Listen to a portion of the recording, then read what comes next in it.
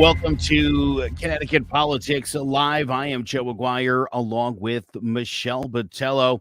Thank you so much for tuning in as we give you all the latest headlines from around the state of Connecticut. And coming up at 5:30, we'll have a very special guest, a former U.S. House of Representatives candidate, Brian Merlen, who's been both an independent and a Green Party candidate. And I'm sure he'll have a lot to say about the way the independent parties are treated here in Connecticut for sure. Now let's take a look at the top headlines. After maintaining a 97-54 majority in the House of Representatives, the Democrats in Connecticut selected Representative Matt Ritter to serve as a second term as the Speaker of the House, and Rep. Jason Rojas to serve a second term as Majority Leader. The new legislative session starts on January 4th, 2023. In addition to every member getting a raise up to $40,000 from $28,000, the 2023 legislative session will start with the legislature having its full power back. Starting in 2020, the body gave Governor Ned Lamont broad powers to oversee the state during the COVID-19 pandemic. So any of the King Ned people can give it a rest now. We are officially out of those powers, and once again, our state legislature will be in charge of legislating the state. Yes, which is, again, this is the way it's supposed to be. So that's the balance of powers, correct? Yeah. I was Michelle. Let me ask you this. I'm curious your thoughts as a Republican and as a conservative, generally speaking. What did you think of Governor Lamont and the way that he handled the COVID response? It's funny because as far as social fiscal policies, I'm very conservative, but in regards to the COVID pandemic, I thought he did a really good job. I don't feel like we were, bogged down. I don't feel like that we were mandated to stay inside. I don't feel like, churches and restaurants, I don't feel like they were forced to close, if you will. There were some states, I was seeing things in California and New York that were disturbing. So I don't feel like that in Connecticut. So I thought he did a really good job. I don't know. I was curious, though. I heard two different sides about sending COVID patients into nursing homes. Now, I'm not sure if that happened or not. I heard something like that. But my daughter actually worked in a nursing home. And the only thing she was telling me is that they couldn't have visitors. These are like we talked about, remember yesterday, about being the most vulnerable population, and we kind of pushed them aside. And so these poor people, now I understand it's for their own safety, health-wise. I get it. But it's a fine line. Where do you go? She was telling me really sad stories about, moms and dads wanting to get in touch and see their children, see their grandchildren, and they couldn't. There was a story about a son was at the window, tapping at the window so the mom could see him and crying. And it breaks your heart. So, I think he did a good job. I think there was a better way to handle things. I feel like, if they got vaccinated, I feel like if they were protected somehow, with all the masks and, nurses and doctors, they have to wear those N95 masks. So, if we can mask people up, if, people go into, these hospital rooms where they have to be careful not to catch anything, I thought maybe at least we could do that way. I just felt for these people. That's all. 11,478 deaths from COVID since January 2020. That's 0.3% of the state of Connecticut died from COVID. So when you talk about, the seriousness of this disease, I've heard about the nursing home issue, and I don't know if that's true. I'm not sure. So the governor was accused by Bob Stefanowski in the debate, and he said Bob was lying about the things that he was saying. So again, this is one of those election year things where I think a deeper dive, Michelle, into Yeah. this at some point is certainly warranted. I think that's something maybe you and I could look into. Oh, I agree. That would be great. Like I said, I got firsthand knowledge from my daughter being a CNA at the time. And she said there were COVID patients. They had a whole floor, and she actually had to work on that floor. So again, I don't know if it was just the residents already there or if there were patients that went in there with COVID. The other thing too is that a lot of these people, yeah, it's a terrible thing to have happened to this country. And we've been through worse. This country's been through worse, and we came through it just like we did come through this. Now you live and learn. Yeah, absolutely. But we'll definitely do some research and we'll find out, how much of that is fact and how much of that is not. And speaking about Bob and Ned, he's not King Ned anymore, huh? Okay. His reign has ended. His reign has ended. Although he's still on the throne, though. He is on the throne. Following a 12-point victory at the polls this week, Governor Ned Lamont reassured Connecticut residents that his second term would focus on encouraging economic growth and avoiding tax increases. Lamont spoke of his second term plans following his win over Republican Bob Stefanowski. Expect the fiscally moderate approach he showed for most of his first term to continue, he said. Yeah, it's funny. He's they call him a moderate, which I love, but he's a fiscal conservative. He doesn't like to spend money, It's interesting when you look at the difference between, Bob was all ready to cash in on the rainy day fund and do some stuff with that, and Ned just wants to sit on it, and you would think those roles would be reversed in real life. It would be nice if he used some of that money to help the residents in Connecticut, though, I have to say. We, as Connecticut, we are a so-called donor state. I believe Connecticut receives like 74 cents back for every dollar the residents pay in federal taxes. I want to say we're the worst in the country getting money back. We are. I think only 10 states pay more in federal taxes than it receives. So again, we are called like one of those, I believe we're called a donor state, which helps other states receive more. Yeah, there's actually 5 states in the South that are welfare states that are literally taking in more money from the federal government than they're paying in. And, my issue with that, I was talking to somebody yesterday about moving to the South, and the taxes are low. And I know people love that. And you could find a house like you would in Connecticut for about half the price, past the Mason-Dixon line. And as I pointed out to my friend, because he said a lot of people I know are moving.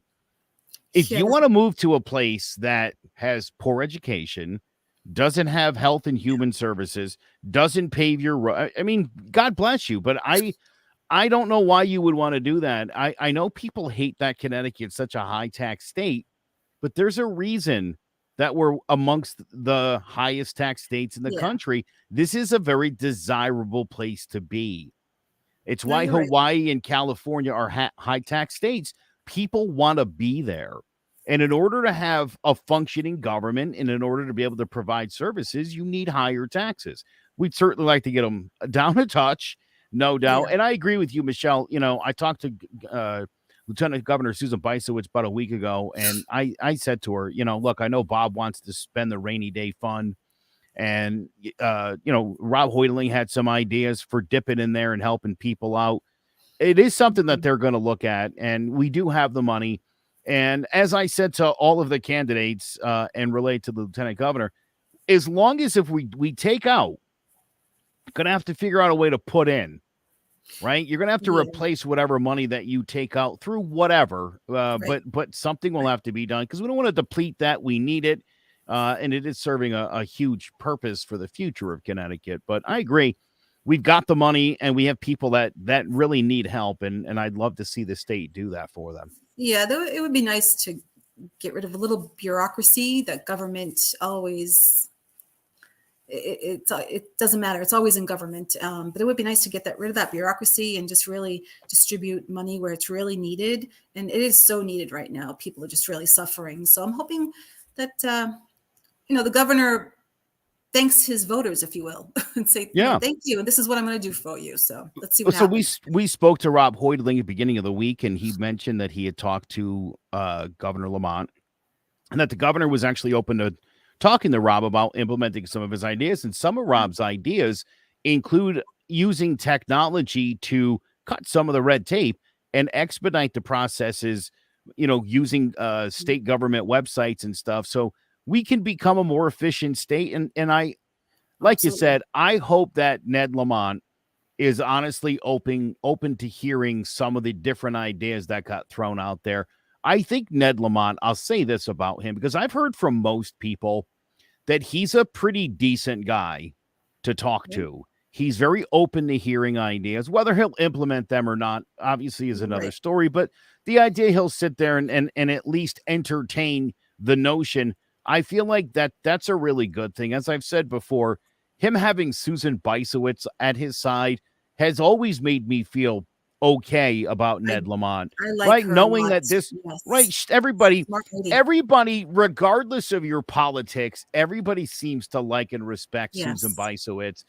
I told you going in 2018 with two guys who had no experience, it was, knowing at least that she was on that ticket with him, I thought, all right, I feel a little bit better about this, because, and I'll tell you this time through, Laura Devlin running alongside Bob Stefanowski. Another smart lady.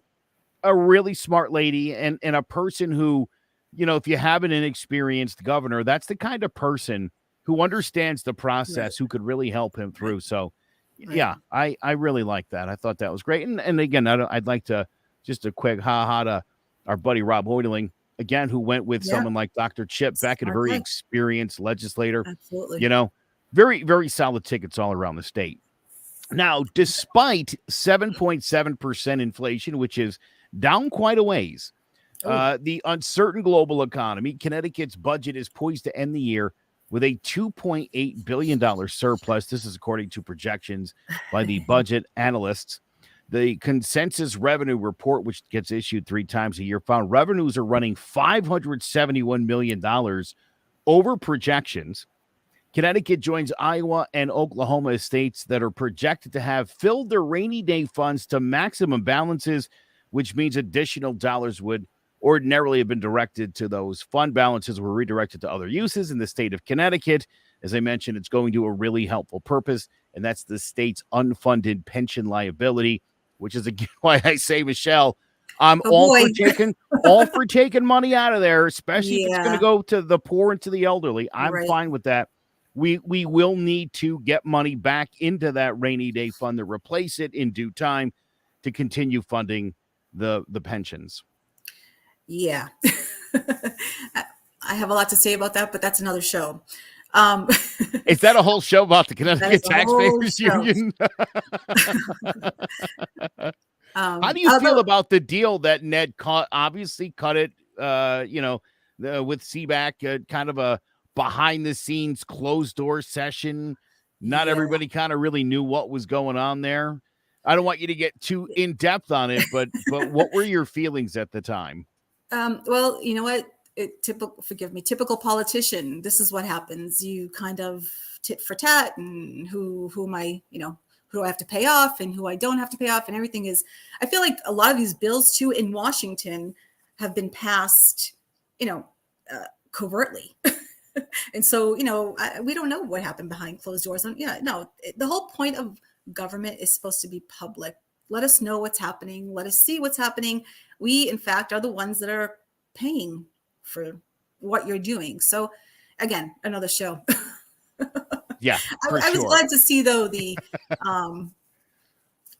when the infrastructure bill was passed. Again, another show. The money that came to Connecticut, I thought it was put to good use. I think, I think that Ned Lamont worked with Transportation Commissioner Giletti on the Hartford 400 and some sort of mobility study for our transportation system. And we need investment in our transportation. I'm sure you agree. Yes.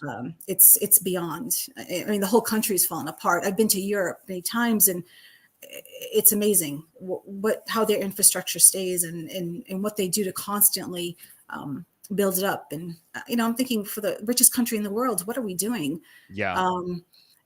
But I was glad to see that the investments were going to fix I-84, and 91 interchanges, really important. And it's nice that the Hartford North, I believe. Forgive me, I'm not the best on this, but the Hartford North and the Mixed Master in East Hartford. I think it's going to help with the community. It's going to help with builds community and builds. I think the neighborhoods was going to flourish from that. Excuse me. So I was happy to see that money went into there, and I hope it continues.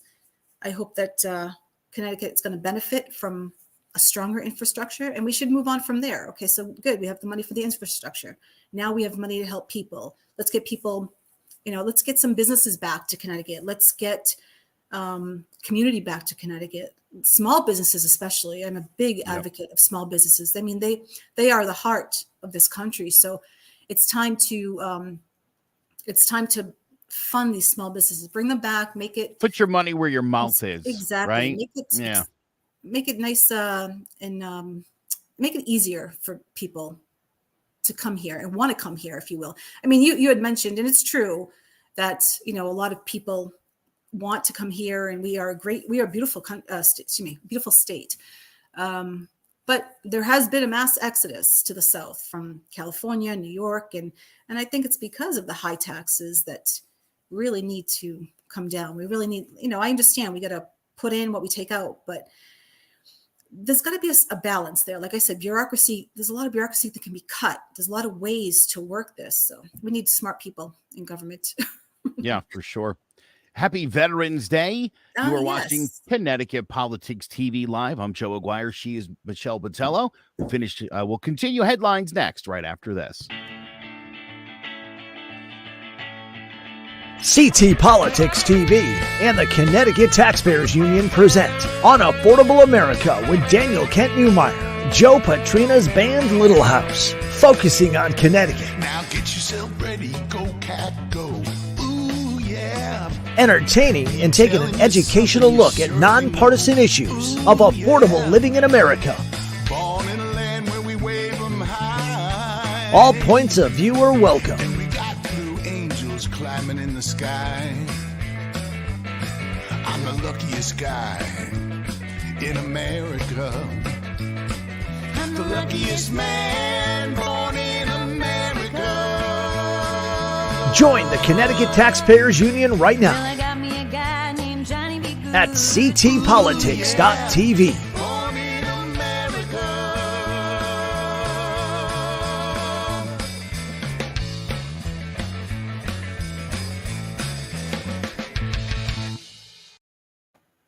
Well, that was interesting.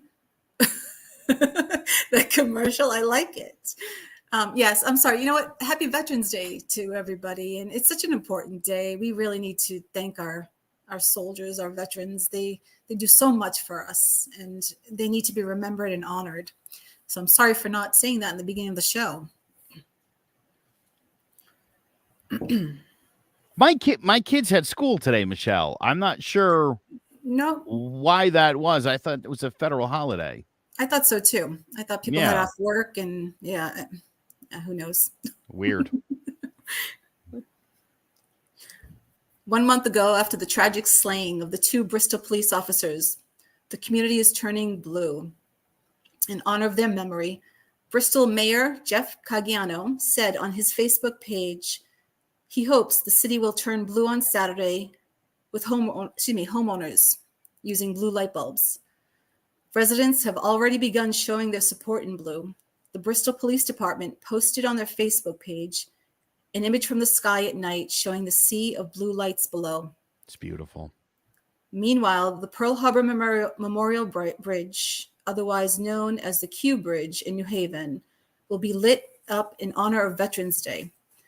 Governor Ned Lamont said the red, white, and blue lights would begin Thursday evening and go in today, which is Veterans Day. Have you seen when the Q Bridge is all lit up? I have. It's amazing. It's one of my favorite things. Amazing. It does look so amazing. It really and of is course, cool. For everybody in the city of Bristol a month later, I think people are, slowly kind of coming back.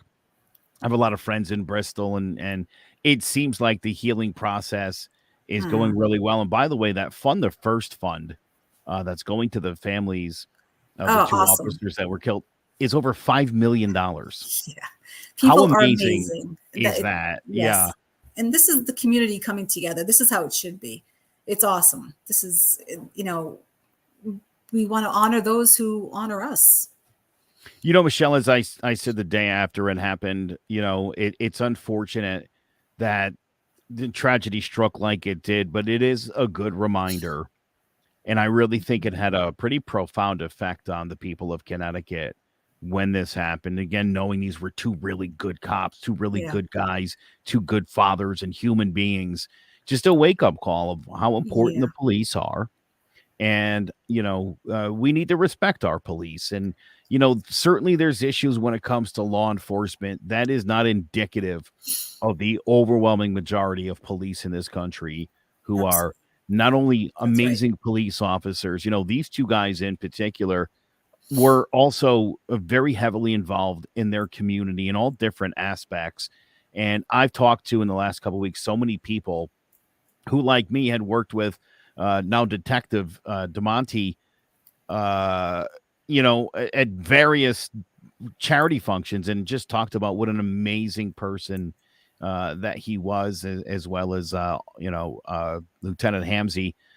Great guys, and again, just a reminder of what these guys are out there sacrificing every single day. They were pretty young too, huh? They were pretty young. Left families, young kids. This is when I talked to the guy who runs Fund the First, Robert Garland, and I was talking about the financial benefits, like $2.5 million for each of the families, and at the time, I think we had just cracked $2 million. And he said, more than the financial part, because listen, he goes, we're police, we're going to take care of these families forever. Like, don't you sweat it. That's right. The idea that Officer DeMonte, as you mentioned, he's 35, has had a baby on the way, already had 2 children, and that child will never get a chance to meet his dad, but will know what happened, and that the entire state and the country rallied around the Bristol PD. And, as best people could, through donations or whatever, but showed their love and support. And I think when this young fella or lady sees what and how honored, Dad was, it will be something special in the future. Pretty awesome. It's pretty awesome. Yeah. Cause like you said, besides the financial part of it, it just shows that people care. They want to help. They want to be there for that person. This is what we need more in this country. We have to show we're so divided. It would be so nice if just people start coming together. And I know I'm talking, utopian, but it's not far off. It should be. I mean, this is how a good country thrives, when people care for each other. You know what? We all take pride in our community. And again, I think when we put the politics aside and we realize that the other guy also cares about the community, just has different ideas for it, I think going forward, people are reminded of that, and realize that, what, we all have the same causes and feel the same way about a lot of things. I think it'll go a really long way for us to move forward. Meanwhile, a district judge has declared President Joe Biden's debt relief plan to be unconstitutional in Brown versus Education, the Department of Education. The administration is appealing this decision, but in the meantime, student loan forgiveness applications are no longer available. I know this will make a lot of people happy. This is obviously going to upset a lot of people, but well, there was some question about the constitutionality of this from the get-go, and it's been ruled upon. It's obviously going to go up, to the next level, and this could end up in front of the Supreme Court potentially, but controversial all around. Ultimately, the president, we have balance of powers. The president doesn't have this authority. Congress is the purse of this nation. They are, what happened to committees getting together, discussing, debating, actually passing laws, showing it on CNN or whatever, or, on the news, look, we passed a law and the president signed it. That didn't happen. That's the whole point of that as well. And you know what they were using? I believe they were using the 2003 HEROES Act, which was supposed to be for military, mostly for those overseas in combat. If they couldn't pay their student loan, they couldn't pay their rent. This was supposed to be used in that aspect. And for those, I believe, who suffered, in a hurricane or a tornado and their house was ruined, their livelihood was ruined, if you will. They lost their jobs. And that's the whole point of that as well. So it wasn't really meant for just, we're just going to give you, if I'm not mistaken, $300 a month to pay your student loan off. Now, in theory, it sounds great, and, if I paid my student loans off, I worked hard, and I'm sure you did the same. In theory, it sounds great, but ultimately it just helps the colleges increase tuition. It just makes it makes less accountability for students to say, you know what, I'm going to try to work. I'm going to work hard to get this done. This is what I want. And at the end of the day, it's pretty much as government and institution exchanging money. And tuition goes up, we suffer again. And, kids who are really trying to go to college won't be able to pay anymore because the tuition is just ridiculously high. So government needs to do something about that as well. It's always politics in there, unfortunately. And on the radio, I heard, I think it was like 73% of people who were supposed to get this type of money back said they would use it to go on vacation or out to eat, as opposed to paying their student loans back. So this is where we've come. So if you want, that's not what you want to hear. Jeez. Right. I'm paying for that. Not a good idea. Well, so I think one of the more interesting things about this was the way it got shaped at first was that it was, Ivy League elites who got, degrees in basket weaving and I think lesbian ballet or whatever other nonsense the Republicans were spinning it as. Right. Most of the people that are actually qualifying for this program didn't get a degree and are now working in non-degreed fields. I think what ultimately needs to happen here, though, is the government needs to take a look at, Fannie Mae and Freddie Mac and just go after these predatory loans that are out there. Right. And make sure that people aren't being taken advantage of. It's a lot like when it comes to healthcare for me. Companies making a profit on somebody's back is not acceptable. And I think if our government wants to step up and make a difference, you could probably pass some legislation in regards to that and keep these companies from predatory loans, taking advantage of people who are trying to better themselves. And, listen, you blow it once and you're in a big hole. And we've got a lot of people in this country that are like that. I understood, Joe Biden promised this as part of his campaign when he was running for president. I think a lot of people think that this was kind of an election year move for him. He certainly could have implemented in the beginning of his term, but didn't look to do that until election time. And so, I don't know how necessarily disappointed he is. I've seen a lot of Democrats react to this in a positive way. Mm-hmm. So it's certainly a story that we will continue to follow in the weeks and months ahead. Well, I'd like to see incentives for those. Okay, I don't want to go to college, but I want to learn a trade. How nice would that be? We need to start producing in this country. We need to start giving incentives for this too. So again, it comes back to the whole cycle. I'm going to go learn something. I'm going to make something. I'm going to produce something in the country. I'm going to, get my livelihood. I'm going to have a comfortable life, my dignity, if you will. I'll be able to sell and buy and this is, it's not the okay, you know what? Just I think we're making it too easy for young people. I hate to say it. And some of you might just like, okay, what is she saying? You have that mentality of, I'm going to work hard. I love my country. I'm going to work hard for my country. And I understand that what you had mentioned. But again, I'm going to go there. I'm going to say it. It's not your money.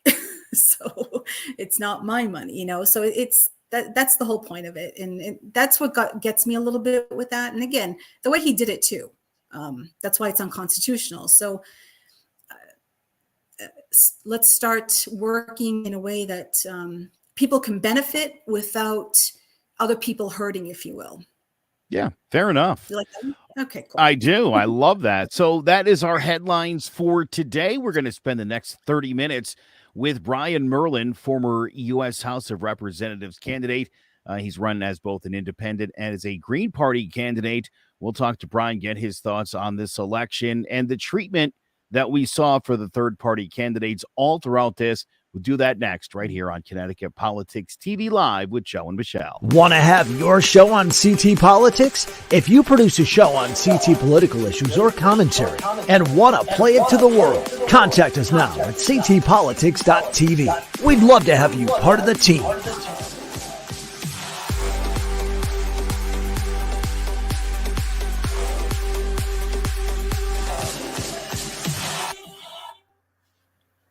And welcome back to Connecticut Politics TV Live with Joe and Michelle. We are now joined by Brian Merlen. Brian, thank you so much for joining us tonight. Thank you so much for having me. I really appreciate the opportunity to be here. So, Brian, you're in Arizona, I heard, huh? Yeah, I'm in Arizona at the moment. I enjoy hiking when I'm not, advocating as an activist, and so I've been trying to, pursue other things outside politics as well. Good for you. Now, in 2016, you ran as the Green Party candidate in 148th District. And I'm curious, your experience running, I know you've run as a Green Party candidate more recently in the 27th District. You ran in a special election for Connecticut State Senate. What is your experience? I've heard nothing but negative things about the process trying to get on a ballot. It is extremely difficult for third parties in Connecticut to get any traction. Yeah, no, it's really problematic because the CEP program favors the major parties. And so essentially you can never qualify for funding unless you get a fusion endorsement, which isn't likely to happen necessarily. Right. I know very few instances where someone has gotten some CEP funding because they managed to get two party lines on the state level.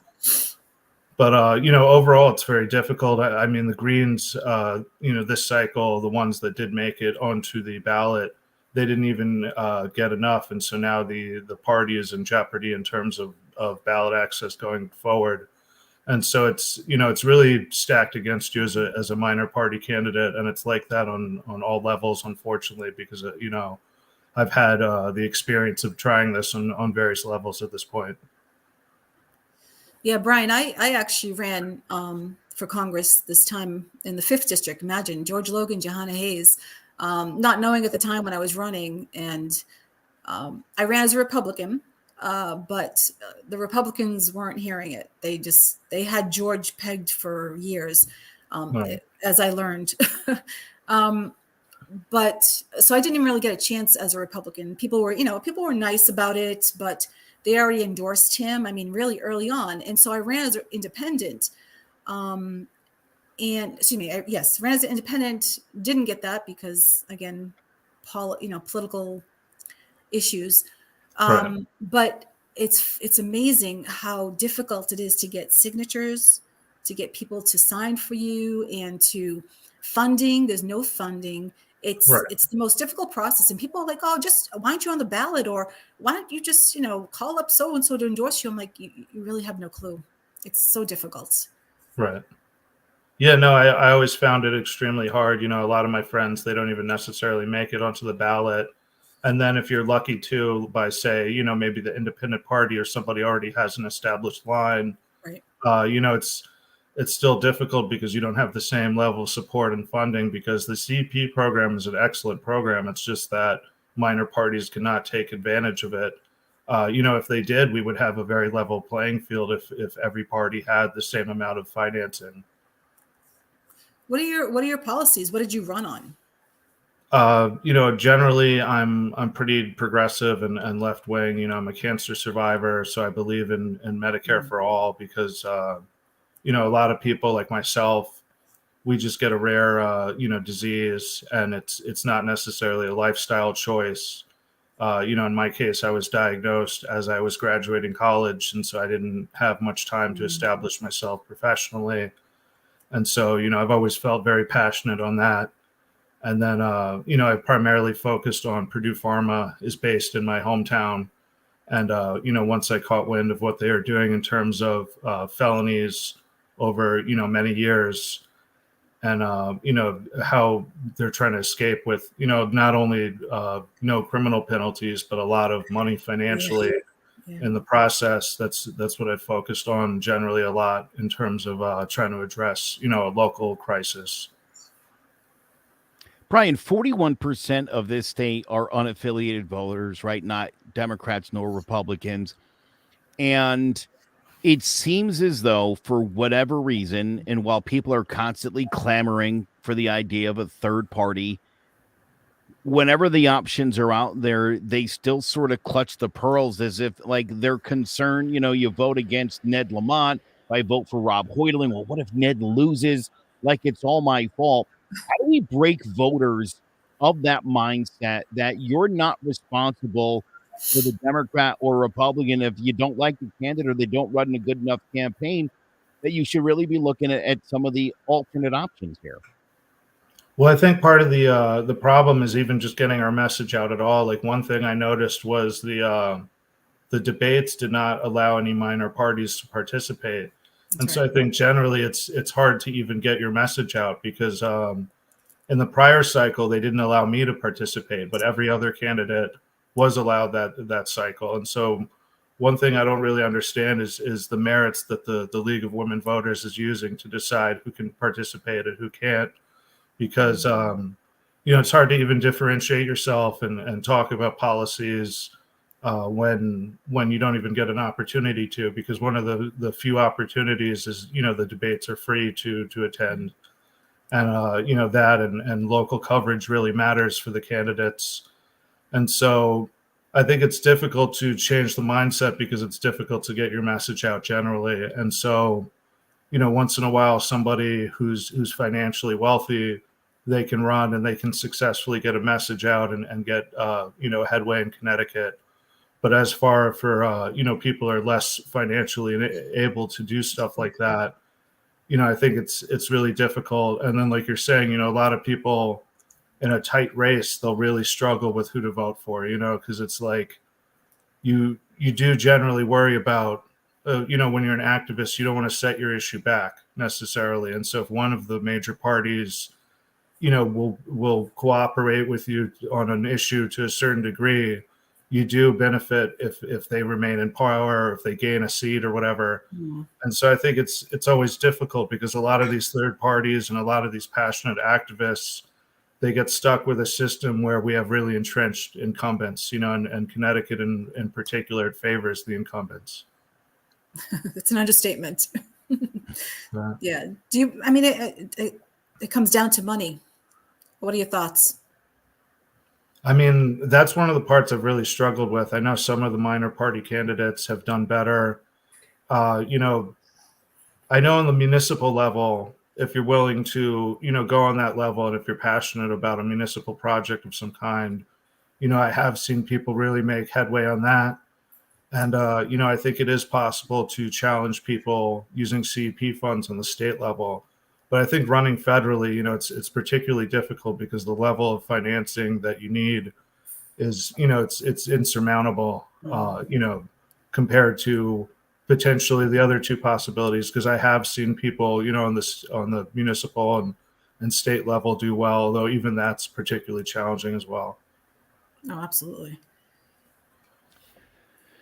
Was talking to Justin Polino, another Green Party candidate, a few weeks ago, and he had mentioned, his inability to find any media. Ken Kraske, who I'm sure has a bit of a reputation around the state, and again, nobody wanted to give Ken the time of day. I had Right. both of those guys on my radio show just to give them the platform, just in hopes of, I know how much work and how important it is having that party line, and it's a shame that I think the rest of Connecticut media, for maybe obvious or maybe not obvious reasons, have decided not to give a voice to the unaffiliated voters. I think that's such an incredible disservice to the Right. people of Connecticut. And I myself plan on calling the media out continuously right through the next election, that let's play fair here and give these guys at least an opportunity to get their names out there. We've talked a lot about ballot access and just the way the state sort of handles its business.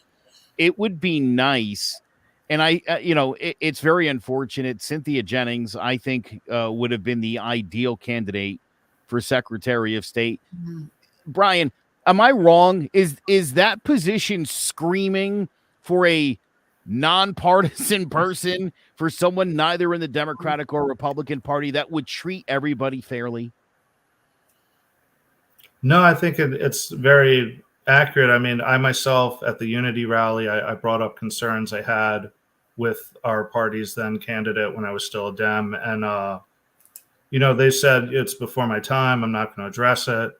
And so I see there's a lot of problems in general in the primary process within the major parties, because they don't give challengers a chance to really participate generally in the process.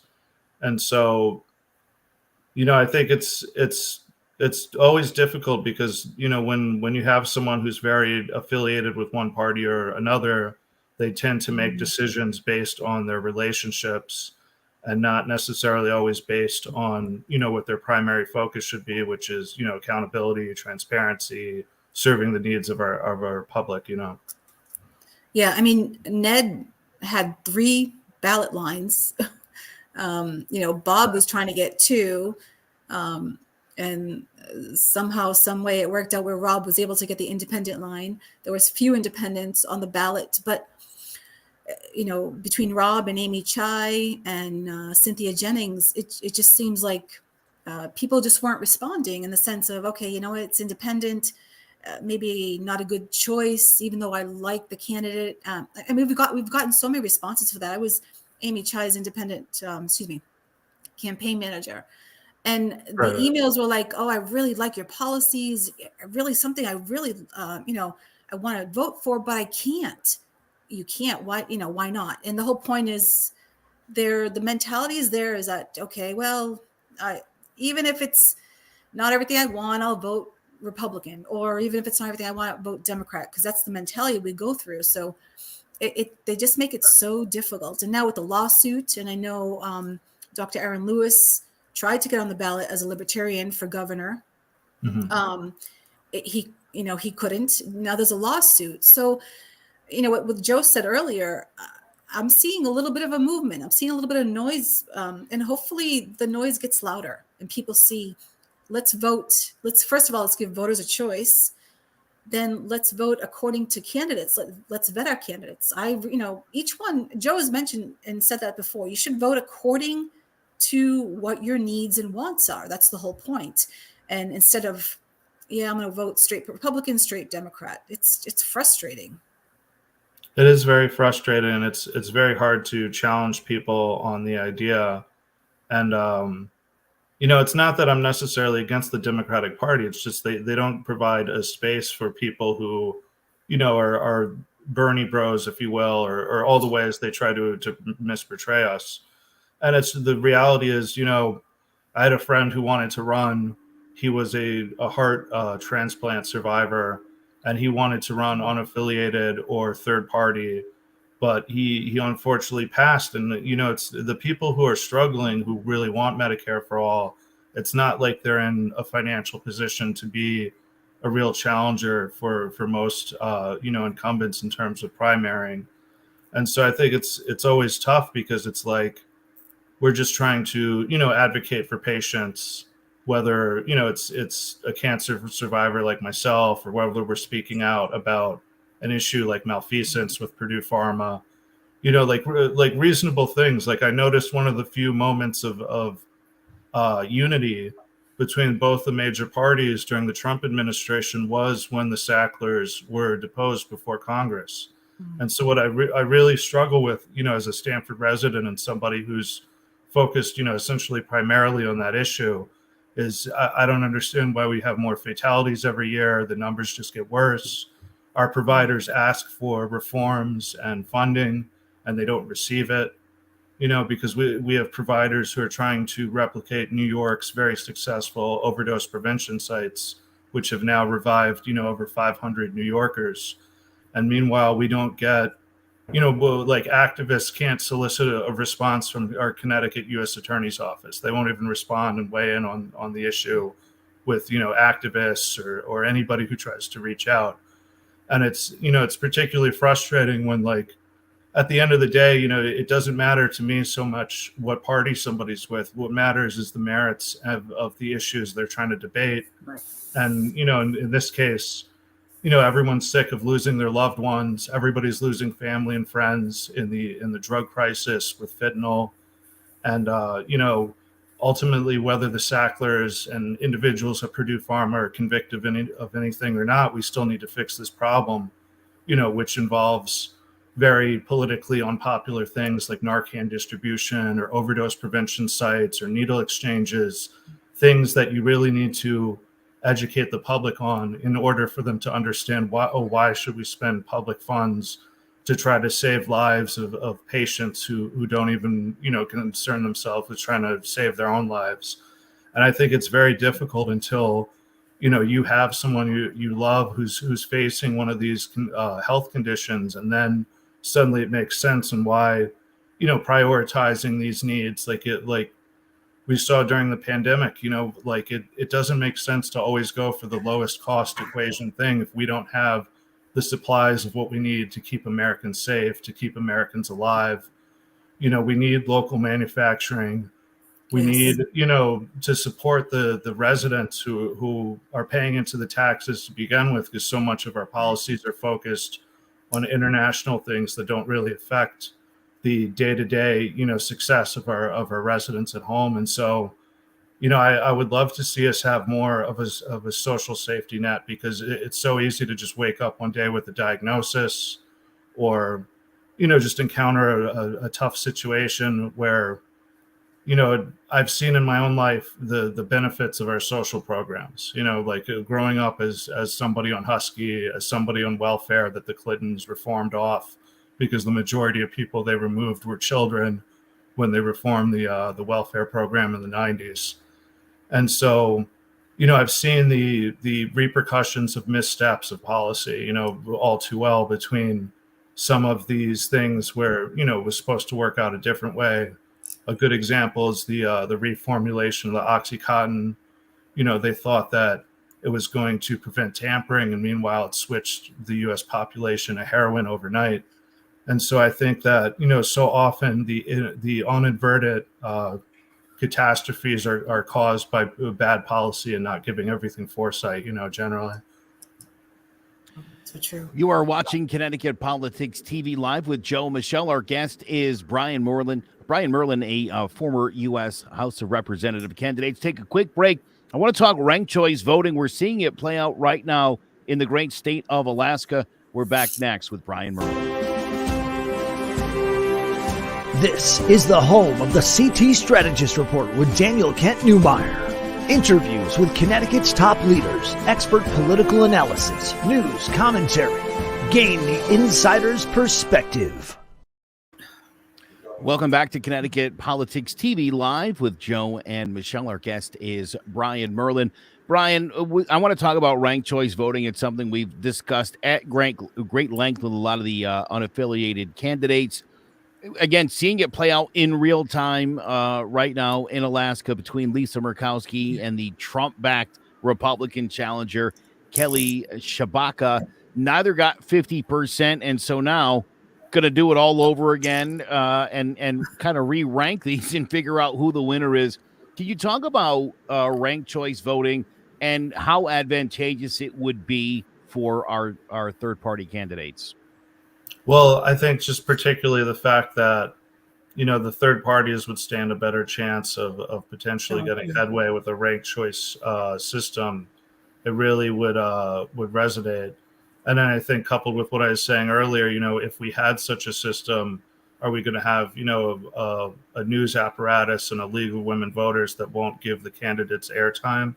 Because I think that would be one of the benefits too, is under a ranked choice voting system, they would need to address the candidates' positions in order to have an educated voter base. And so I think, if they even give the minor party candidates access to the media in any capacity under such a system, it would be particularly advantageous because, you'd essentially then at least have a chance of getting your message out and a chance of earning a spot, is on the table,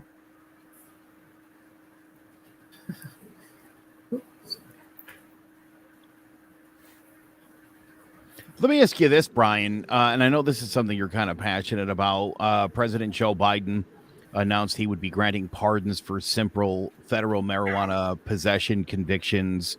Governor Lamont is looking to do the same thing here in Connecticut. A lot of people, people don't understand marijuana. It's still a Schedule I drug. It's up there with the likes of heroin and cocaine and drugs that are addictive and do generally cause serious problems. Your thoughts on President Biden's move last month? I thought it was excellent. In terms of if any family should understand the situation, it's his own, because he's seen what treatment does instead of criminalization. And I hope that it's opened his heart and mind to the possibilities, because the reality is we shouldn't just be pardoning people for marijuana offenses. The reality is, in federal court, Purdue Pharma had to admit that they prescribed without a medical purpose and that they defrauded the United States. I don't understand why so many of these patients are facing, very long and significant sentences to begin with when it comes to drug issues, because essentially it's a mental health issue. Like people use drugs often to escape reality, very similar to people who struggle from alcoholism and AA. And so I see a lot of parallels between this stuff, because trauma promotes people wanting to embrace escapism. So different people have different drugs of choice. I myself have observed this my entire life. And people back in the day, when you experimented with drugs, it was not the same level of risk. Nowadays, you don't know if you're going to have a lethal dose of fentanyl, in that pill or in that cocaine or whatever. And it's just, it's a very difficult situation nowadays. And as much as I applaud Biden for pardoning anyone, I wish that he'd look at the situation a little more broadly, because, only pardoning marijuana users, it wouldn't have helped his son. There's a lot of good people whose drug of choice is a stigmatized drug. And, unfortunately, it affects the narrative. And then you have the other side coming out against safe smoking kits. Sometimes safe smoking kits, I had experts in the field telling me how it gets people off intravenous drugs. It gets them to stop sharing needles. Sometimes tools that are misportrayed in the media can be very positive for different patients, because perhaps they're doing something even more dangerous, like intravenously using those kinds of substances and such. And so I think that, it's good to see that Biden has advanced on these issues, because he's such a negative thing historically in terms of, mass incarceration and hard on drug policies. And I think that, if anything, we've seen all too well in our own community, once you let these doctors start acting like drug dealers, you have a real human cost. We've never lost the kind of lives we've lost from this new phase in the drug crisis. We are an addicted country. This country is, especially the young people, we have a problem, and I think it started with prescription and legal drugs. I hate to say it, but that's, painkillers or what have you. It started from there, and then it moves on once that's taken away, and then where do they go? And this is the problem. So there's so much to this, and I agree with you as far as mental health. There's got to be more help for these people. I know Amy runs a methadone clinic, right? And I know that and I know people that went from heroin to methadone, and they're still, and then some of them were able to get off it, which is nice, but you're still addicted. So this is the whole point. How can you get more help, you think? How do you think these people can get more help besides going from one drug, if you will, to another? Or is it just gone? One thing that's major is the level of stability you have if you can go to some place that, like the facility that Amy happens to run, one locally about, is these patients, unfortunately they need to go there every day. That's one of the stipulations with that particular substance. There are a few medically assisted treatments. Not all of them require the patients to go daily. And so some of the other two particularly popular ones, it's more helpful for certain patients in the sense that they don't need to incur, in some parts of the country, it's very difficult to get to a methadone clinic. And I think that it's always difficult to speak on these subjects because I know a lot of patients who find it so stabilizing, and they're able to hold a job down, versus I know patients when they relapse, and they're crying to me about how they're committing crimes and they don't want to. And it's very heartbreaking when someone isn't able to necessarily take that resource. And I see a lot of people, they really try hard to use NA and they really try hard to go cold turkey, but I see so often it leads to very difficult relapses. And so it's difficult because it's per patient. Some patients, they'll always need medically assisted treatment, but they're able to live a successful and functional life. Other patients, they can use it temporarily. Other patients, they want to try to go cold turkey, and it does work for a small percentage of them. But I think the difficult thing is, if you make the wrong choice, you could pay with your life. It's like, that's why I always encourage people, if you are going to relapse, they should come to me for Narcan. They should go to Mark Jenkins. They should go to the many people around our state, handing out Narcan. There's outreach vehicles. There's facilities you can go into, like Mid-Fairfield AIDS Project. There's the Liberation Program has both outreach vehicles as well as facilities. And so the point is, it's difficult when certain people, they shame the relapse or they shame using medically assisted treatment, because at the end of the day, we just want people to stop dying, whatever methods they use to stop, getting lethal heart infections, to stop overdosing, to, like at the end of the day, I would rather see a patient, even if they have to go to the methadone clinic daily, or even if they have to go use Suboxone or Vivitrol or one of the other medications, as long as they're staying alive and they're staying healthy, like that works better for me. Because I know people who, for instance, I had a friend and she could no longer use that program because an old charge for an empty bag that tested positive for like a little bit of substance on the outside of the bag, it was enough to get her kicked out of the program, and she was dead within months. And so it's the human costs are always very staggering. And so it's tough when you look back at different friends. I had another friend, he was in forced treatment and they didn't want to let him out of it. And he was fighting, and we tried to help him when they did let him out, but unfortunately he passed too. And so it's tough when you look back, because different patients benefit from different situations and different I think it's tough overall. And, I see something like the overdose prevention sites in New York, and it's a way that you can still respect people in active use.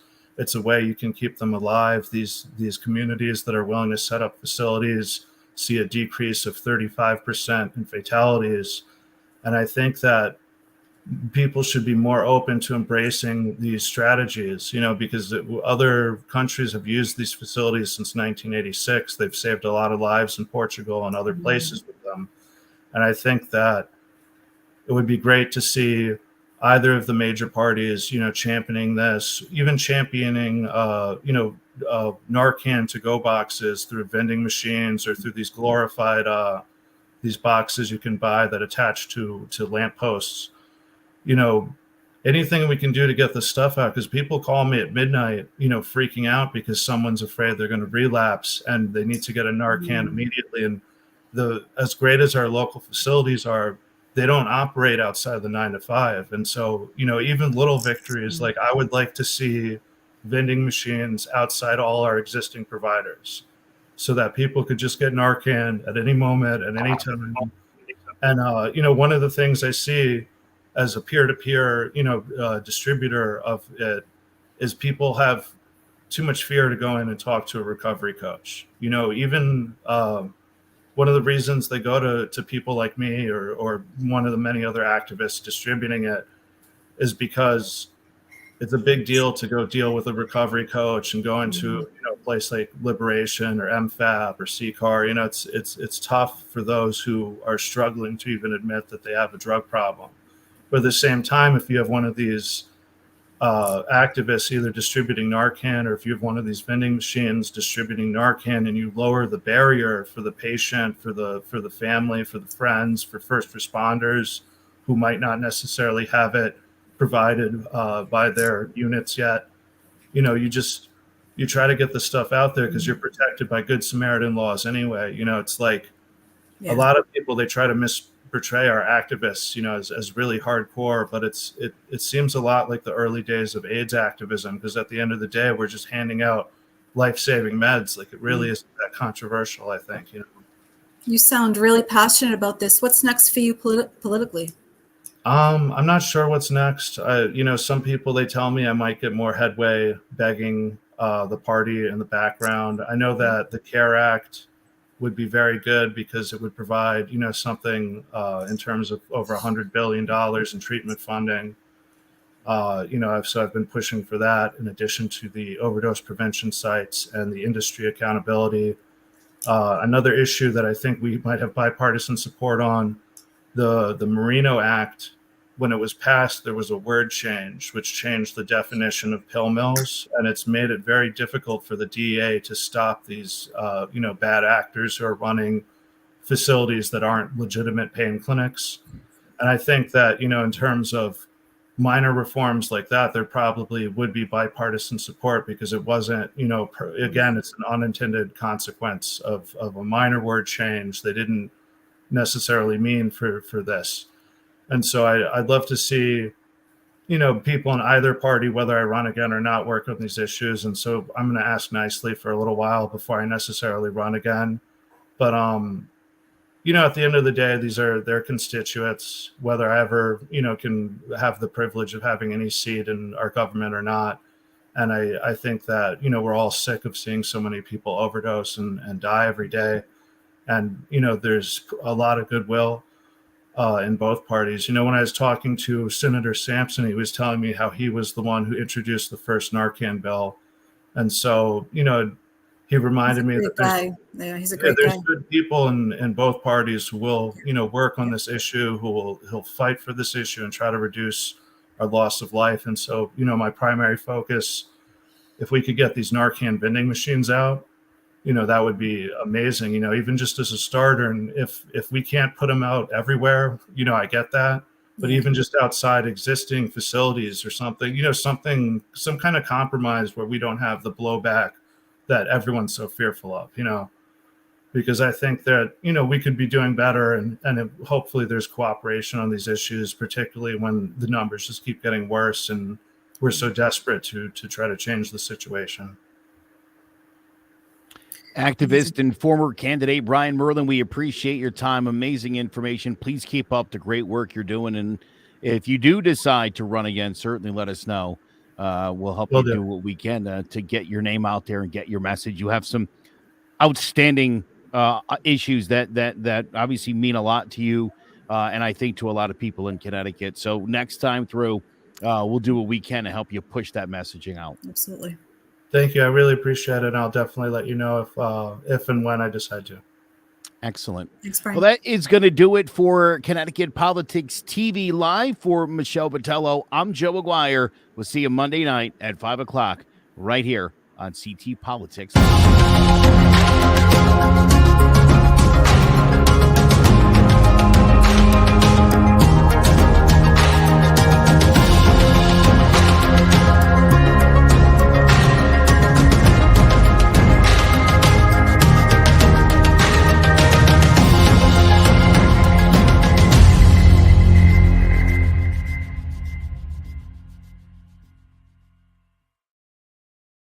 CT Politics, we're cutting out the political bull.